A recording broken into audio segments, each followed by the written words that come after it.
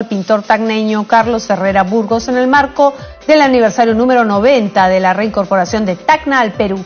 Y a esta hora de la mañana nos trasladamos nuevamente hasta la sala 1, sala Carlos Torres Lara del edificio de comisiones Víctor Raúl Ayala Torre, donde se lleva a cabo una mesa de trabajo organizada por el congresista Marco Miyashiro, referida a la coordinación e intercambio de experiencias en reforma constitucional de la Policía Nacional del Perú. Veamos.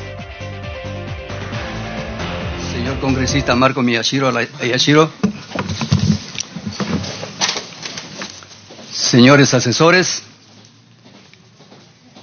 señores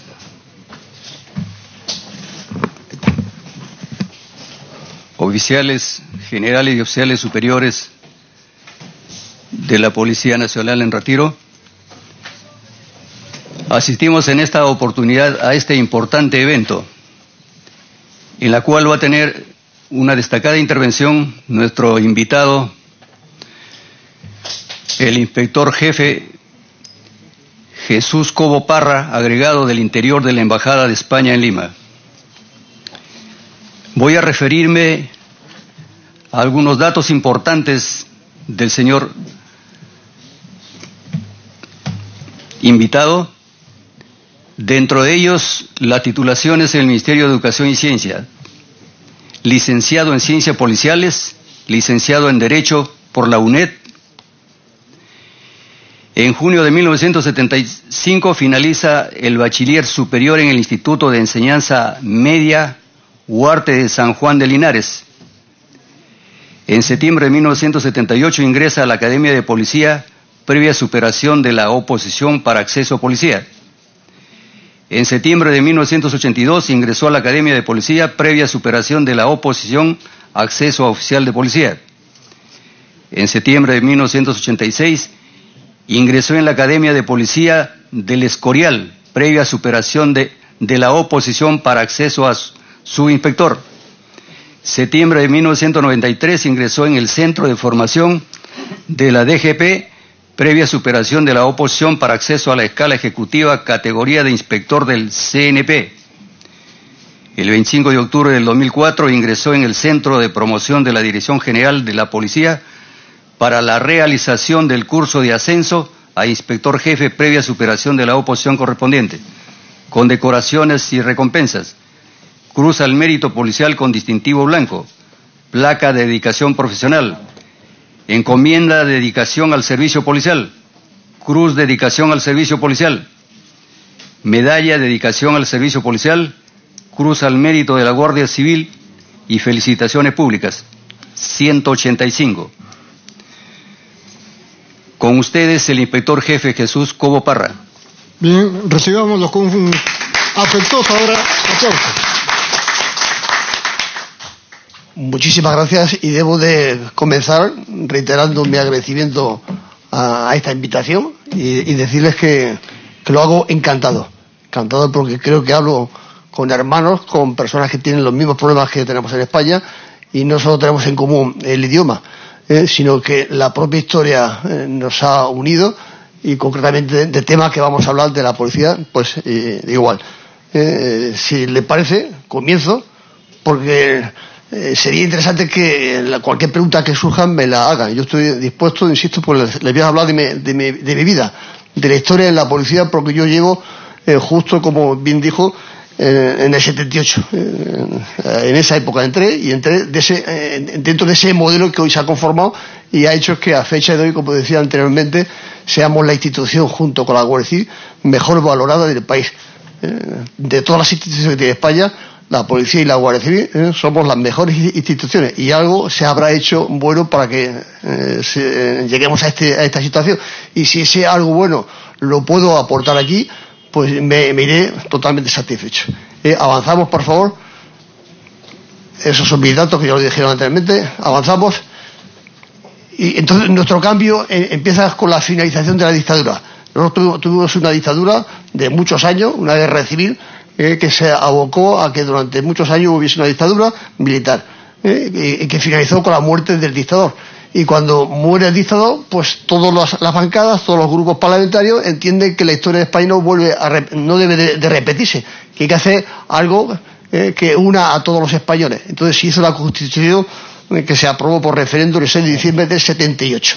Entonces hay un antes y un después, y esa es una Constitución que admite pues todas las variantes, todas las reivindicaciones que se quieren hacer siempre y cuando se respete el marco jurídico. Y me quiero remitir a lo que está ocurriendo ahora mismo en mi país con el tema de Cataluña, el tema del País Vasco, el tema de que haya regiones que siempre son discordantes, pero que siempre y cuando se hagan con la ley, con respeto a la norma, todo es aceptable, transformándose en partidos políticos, como ocurrió con el grupo terrorista ETA.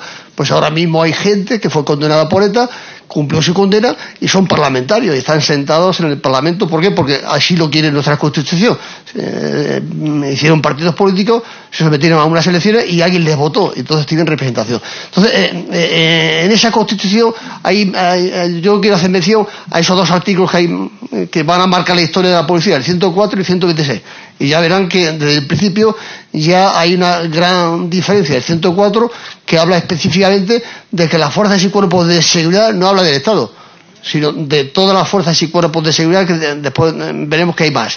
La presentación yo la voy a dejar aquí para todo aquel que la necesite, y luego me someto a sus preguntas y a su petición de documentación, que yo la proporcionaré encantado. Entonces, las fuerzas y cuerpos de seguridad, bajo la dependencia del gobierno, tendrán como misión proteger el libre ejercicio de los derechos y libertades y garantizar la seguridad ciudadana. El título 1 es el más importante de la Constitución, que es el que habla de los derechos y libertades. Y la seguridad ciudadana, pues todos entendemos que desde el punto de vista filosófico, ¿qué es la seguridad ciudadana? Pues aquella situación, aquel estado de vida que hace o provoca que todos disfrutemos de nuestros derechos y libertades. Entonces, cuando hay muchos robos, cuando hay mucha agresión física, no hay una buena seguridad ciudadana, ¿me entiende? Entonces, esa es la gran misión que se le encomienda a las fuerzas y cuerpos de seguridad. Y luego habla de que una ley orgánica desarrollará todo lo anterior, y hablaremos seguidamente de ello. Y luego hay otro artículo, que es la policía judicial, que verán que la propia Constitución ya diferencia un modelo de policía preventiva a un modelo de policía judicial. La policía judicial depende de jueces y fiscales, de los tribunales y del Ministerio Fiscal, en sus funciones, fíjese, y lo he puesto subrayado, que ya encomienda a la policía judicial las funciones de averiguación del delito, de la persecución del mismo, aseguramiento de pruebas. Es decir, que ya nos encomienda la propia Constitución que la policía, de mutuo propio, cuando recibe la noticia intercrímenes, cuando se comete un delito, tenemos la obligación de investigarlo, buscar pruebas, detener al culpable y presentarlo todo en un paquete que se llama atestado policial o diligencias policiales ante el juez. ¿De acuerdo? Entonces, en esa fase dependemos de jueces, de tribunales y de fiscales, pero insisto, tenemos autonomía para llevar a cabo investigaciones, y que llegado el momento dentro de esas investigaciones, si no tenemos que afectar a derechos fundamentales, los jueces y fiscales no intervienen para nada. Cuando tenemos que hacer un allanamiento, cuando tenemos que hacer una intervención telefónica, entonces ya sí solicitamos al juez que nos autorice una intervención telefónica, pero mientras eso no ocurre, la policía investiga hasta que culmina su investigación con la detención, y cuando detiene conforma un atestado y lo presenta todo junto con los detenidos ante el juez. Pasamos página, por favor. Entonces, ¿qué ocurre a continuación? Pues a continuación viene una serie de cambios, que yo he hecho un pequeño resumen en nuestra ley procesal, que habla de cuándo se puede detener y los derechos del detenido. Entonces, que sepan que las autoridades o agentes de la policía tienen obligación, no es que puedan, tienen obligación, no tenemos que pedir permiso al fiscal, como aquí ocurre en algunos casos. No, la policía tiene obligación de detener. ¿Pues cuándo? Pues cuando cualquier ciudadano puede detener, que es ante un delincuente infragante, una persona que está cometiendo un delito, cualquier ciudadano lo puede detener. Pues obviamente el ciudadano puede, pero el policía tiene obligación. Y luego, cuando dice la ley de enjuiciamiento criminal, ese artículo 492, cuando yo esté en la calle ante una intervención y entienda objetivamente que se está cometiendo un delito, o se acaba de cometer un delito, y la persona con la que yo estoy hablando o estoy indicando, entiendo que objetivamente ha participado en él, tengo que detenerlo, me obliga a detenerlo. hacer mi atestado, mi diligencia y poner a disposición. Y luego, paralelamente, los derechos de detenido, y ahí lo he puesto. Esos son los derechos que desde que se aprobó la Constitución tienen los detenidos. Entonces, a un detenido no se tiene derecho desde el principio a mentir. Los detenidos ni jura ni promete. El único que jura y promete ante una declaración ante el juez somos los policías, los testigos, que somos testigos del fiscal.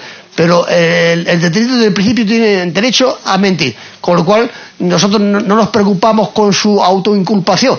Esa obsesión que había hasta ese momento y que era imprescindible que el detenido dijese que él había matado a Franco, y si no lo decía, lo torturábamos y le sometíamos a presión para que lo dijese.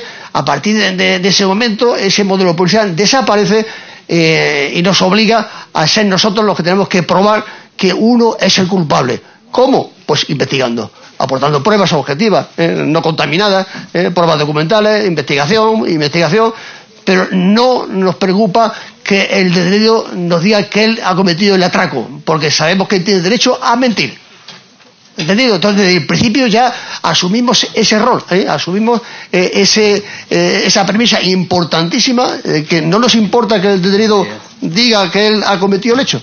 Esa obsesión que se tenía hasta ese momento. No sé si al que le guste el cine, le recomiendo que vean dos películas en España que fueron muy importantes en esa transición, que es El crimen de Cuenca y el caso Almería.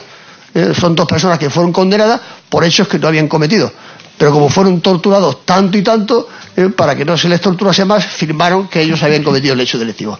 ¿Entiendes? Entonces, ese es un modelo que cambia a partir de la Constitución. Pasamos página, por favor.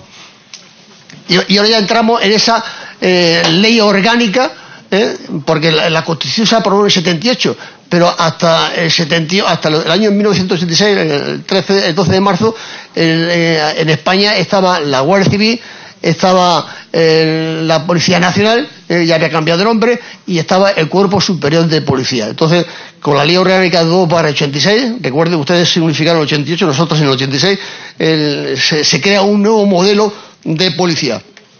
Y en ese nuevo modelo de policía, pues se hacen esas menciones que he hecho en el artículo. Dice que la seguridad pública es competencia exclusiva del Estado, y su mantenimiento corresponde al Gobierno de la Nación. Pero como en España hay otra estructura administrativa, que son las comunidades autónomas y las municipalidades, los municipios, ellos también van a participar en esa seguridad pública, y por eso dice que ellos participarán, pero el eje director o la responsabilidad máxima la tiene el Estado, porque esa es una competencia exclusiva del Gobierno de la Nación. ¿De acuerdo? Pasamos página, por favor.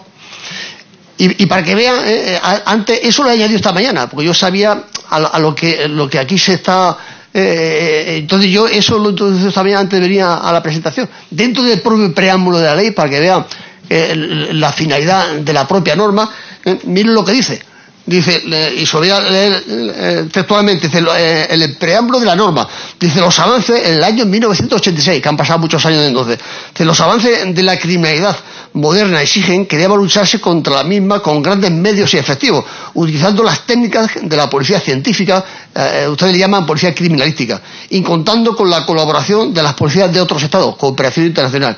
Por la facilidad con que los delincuentes traspasan las fronteras. La delincuencia es transfronteriza, ya no nos movemos solo en un territorio, ya el problema es mucho más complejo. Nosotros ya lo identificamos como un peligro en el año 1986. Solo desde la perspectiva del Estado, desde el Gobierno central, puede hacerse frente con éxito al reto de dicha criminalidad, disponiendo del concurso de unidades de contrastada experiencia y alto índice de eficacia. Ya estamos diciendo lo que vamos a crear. Vamos a crear policía con altos índices de eficacia y con contrastada experiencia, porque estábamos hablando de un nuevo cuerpo con un bagaje de experiencia tremendo desde hacía muchísimos años. Pasamos página, por favor. Y voy a hacer mención a nuestro código deontológico, que es lo que inspira todo desde que se hizo la unificación. Ese código deontológico que va a estar impregnado en nuestro ADN desde que ingresamos en la policía. Nosotros tenemos una sola academia centro de capacitación, un solo centro de entrada al cuerpo, que se llama Ávila, la Escuela Nacional de Policía, que está ubicada en Ávila, y ahí entra los que van a entrar en el cuerpo desde abajo y los que van a entrar en el cuerpo desde un punto intermedio, que es la escala ejecutiva. Yo procedo desde abajo. Si ustedes han visto mi currículo, yo procedo de abajo y he ido subiendo, pero los otros que entran ya con 28, 29 años, porque es requisito tener una licenciatura universitaria, entonces por muy inteligente que seas, pues no terminas la carrera hasta los 24, 25 años. Luego la oposición es durísima, tarda otros 2 o 3 años, entonces ya entran con 27, 28 años aquí. Entonces se puede hacer la carrera desde aquí o de ahí, pero todos pueden llegar aquí, arriba del todo. Entonces, desde que ingresamos en las academias y que entramos a llevar a cabo ese tipo de cursos, siempre se va a hablar en todo del artículo 5. Insisto que es el código deontológico nuestro. Y fíjense los epígrafes que yo he puesto literalmente. El primero, adecuación al ordenamiento jurídico. Un policía, desde que ingresamos en la policía, nos enseña a cumplir y hacer cumplir la ley.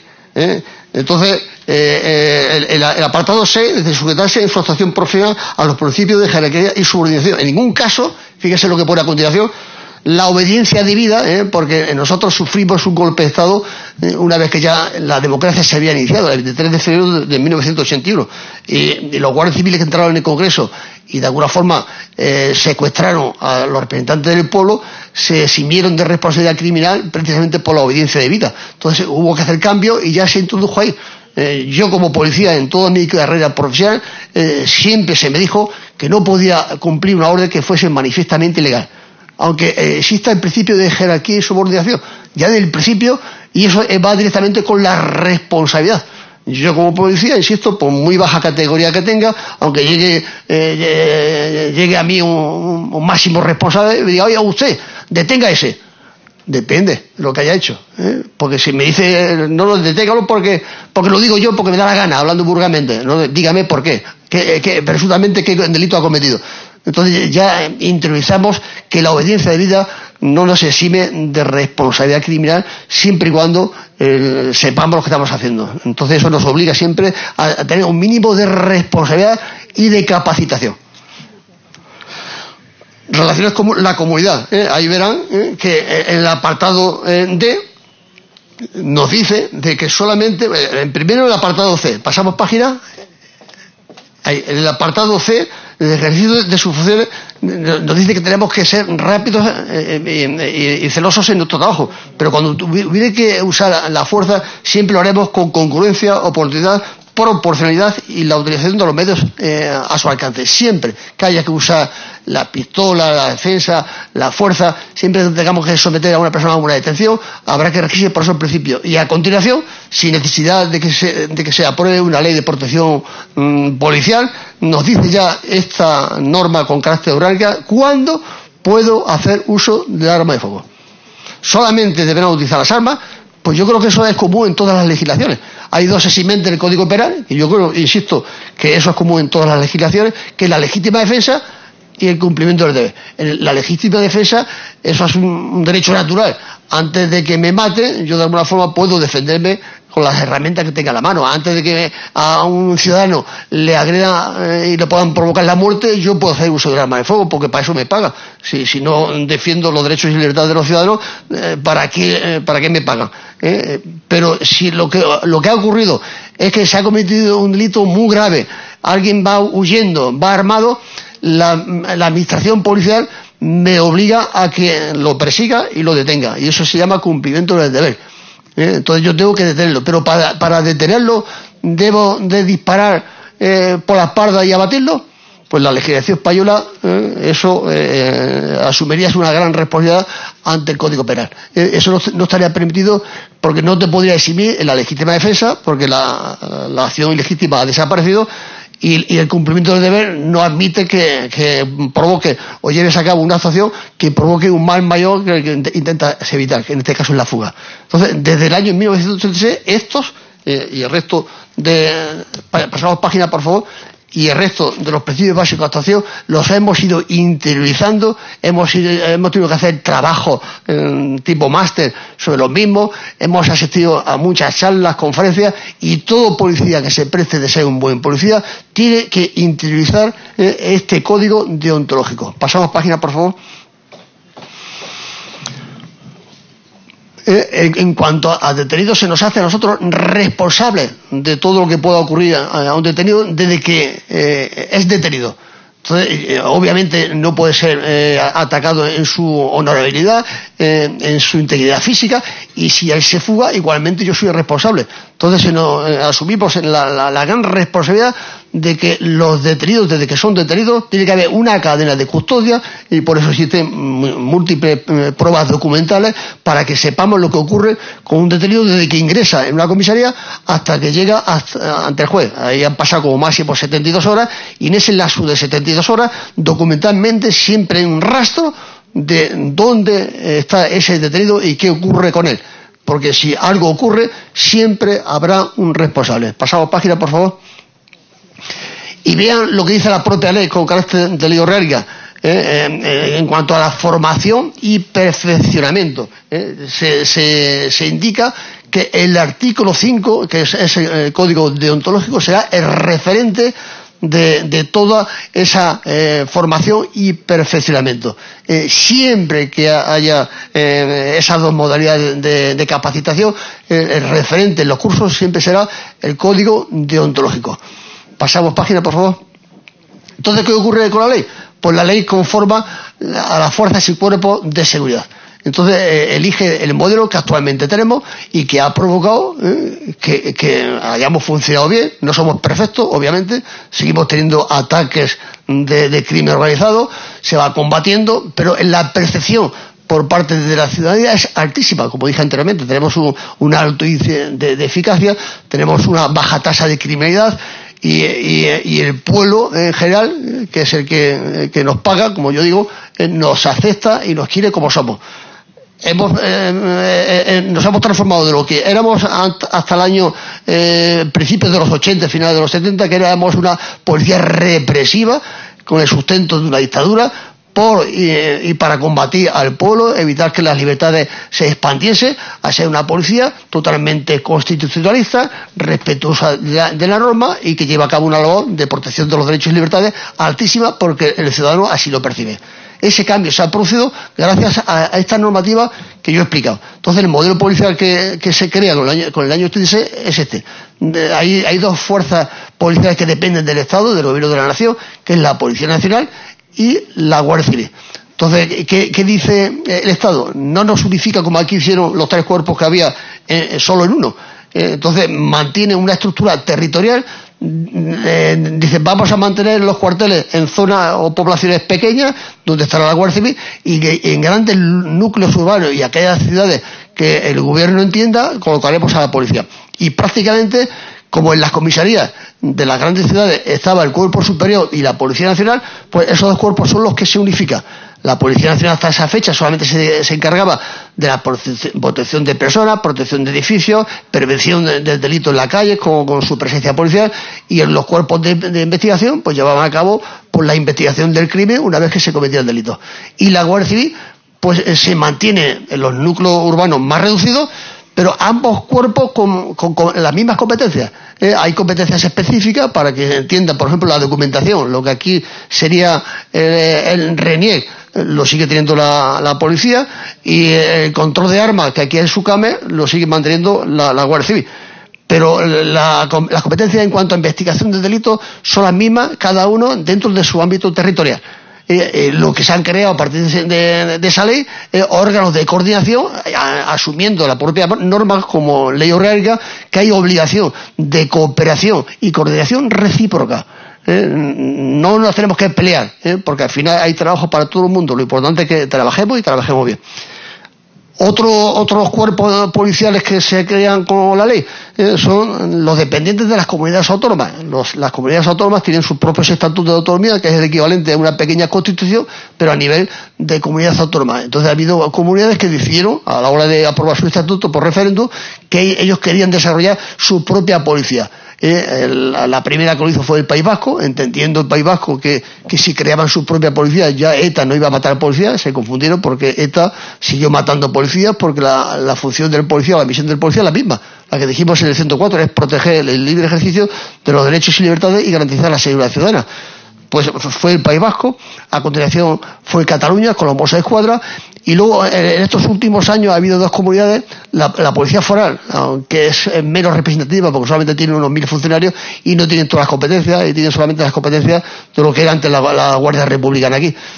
Y hace 7 años Canarias, pero igual, es una pequeña representación de 100 funcionarios que dan protección institucional a las autoridades de Canarias. Pero las auténticas policías potentes son autonómicas, son los Mossos d'Esquadra y la Ertzaintza. Y de hecho esos dos cuerpos policiales tienen representación en los órganos de coordinación, en el CICO. Y luego los cuerpos de policías dependientes de las corporaciones locales, que son las policías locales. Hay ciudades que tienen su propia policía local y que funciones desarrollan las específicas de la administración local. Aquellas normas que aprueba esa administración local son ellos los que tienen la obligación de hacer cumplir esas normas. Son los que regulan el tráfico dentro de ese municipio. Pues en Barcelona los que dirigen el tráfico son policía urbano de Barcelona, la policía municipal de Madrid dirige el tráfico. Y luego tienen las funciones genéricas de la protección del libre ejercicio de los derechos y libertades y garantizar la seguridad ciudadana. En la calle son también patrulleros y pueden ser requeridos cuando alguien les demanda pues ante un auxilio, o ellos in situ ven directamente un hecho delictivo y tienen la obligación de intervenir de acuerdo con el llamamiento del 104. Pasamos página, por favor. El artículo 29 de esa propia ley. Entonces, obviamente, como hemos creado una policía administrativa preventiva, que es el 104, y una policía judicial, que es el 126 de la Constitución, luego tiene que haber pues, otro apartado dentro de esa ley orgánica de unificación que hable de la policía judicial. Y es el artículo 29. Dice que las funciones de policía judicial que se menciona en el artículo 126 de la Constitución serán ejercidas por las fuerzas y cuerpos de seguridad del Estado. Y como hemos dicho que se creen otros cuerpos policiales, pues ellos serán colaboradores. Se trata de que queden las cosas claras a efectos de competencia y que no haya luego luchas internas de quién se hace cargo de una cosa u otra. Entonces, la competencia amplia la tienen las fuerzas y cuerpos de seguridad del Estado. Recuerden que es el Estado el competente de llevar a cabo esa actuación de crear una policía eficaz y con experiencia, y el resto, sin menospreciarlo, son colaboradores que inicialmente tienen que empezar a trabajar, pero en cuanto llegamos nosotros, los cuerpos estatales, ellos transfieren lo que han realizado y nosotros continuamos con la investigación. Pasamos página, por favor. Bueno, pues esa es la estructura de la policía. Entonces, para que vean, eso es la estructura de la Dirección General de la Policía y con los servicios centrales.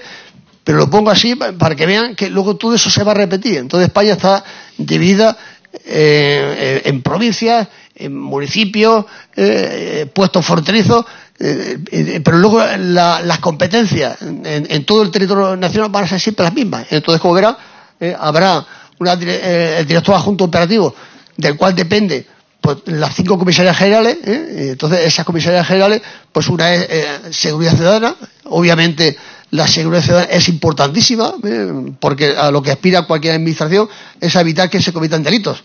¿O no aspiramos a eso?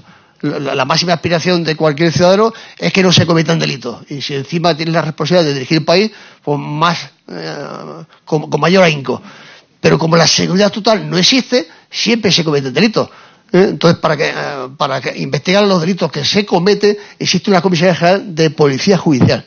Entonces, esa Comisaría General de Policía Judicial tiene ramificaciones en todo el territorio nacional, insisto, de ello dependen las oficinas de denuncia. Entonces, cualquier persona que quiera que sea víctima de un delito siempre tendrá una dependencia, sea la Guardia Civil con la Policía Nacional, donde hacer la manifestación de su hecho delictivo, y a continuación habrá un grupo de policía judicial que investigue. Si es un hecho que se ha producido en su domicilio, por ejemplo, un robo en domicilio, pues tendrá que haber un funcionario de la Comisaría General de Policía Científica, lo que ustedes llaman criminalística, que junto con el investigador, el policía, irá a su casa a hacer una inspección técnico-policial, que es lo que nos obliga la ley de enjuiciamiento criminal. Harán la pericial, buscarán pruebas, tratarán de buscar una huella, vestigios biológicos, si cogen vestigios biológicos con la cadena de custodia que no debe de romperse por parte de los funcionarios de policía científica, los mandan al laboratorio, analizan y hay en muchas ocasiones que sale positivo y eso se manda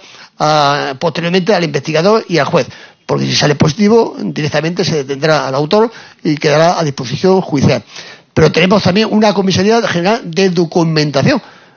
Como hemos dicho anteriormente, a las personas hay que documentarlas, tienen tener pasaporte y hay que llevar a cabo actuaciones directamente con ellos desde el punto de vista de la documentación. El tema de extranjería, pues todo eso dependerá de esa comisaría. Nosotros en España, como ustedes bien saben, tenemos un gran problema con los extranjeros y la trata de personas, las redes que se dedican a la falsificación de documentos, las personas que se dedican a traficar con seres humanos, pues dependen de esa comisaría y hay grandes especialistas en investigación de esos hechos delictivos. Y por último tenemos otra comisaría que es la de información. Entonces la Comisaría General de Información pues durante muchísimo tiempo se dedicó a tratar de buscar información relacionada con grupos terroristas de extrema izquierda, de extrema derecha. ETA desapareció, pero ahí está, sigue hechos sin esclarecer que hay que continuar con sus investigaciones. Se tratan, ahora lo que está de moda son los delitos de odio y hay que buscar personas xenófobas, racistas que se están potenciando y cada día más jóvenes, pues todas esas competencias de la Comisaría General de Información. Y obviamente para que todo eso funcione hace falta esas otras subdirecciones, hace falta que alguien lleve una estadística, lleve un censo de la población o de los funcionarios que hacen falta en cada una de las comisarías, que sea responsable del catálogo de puestos de trabajo. Entonces nosotros estamos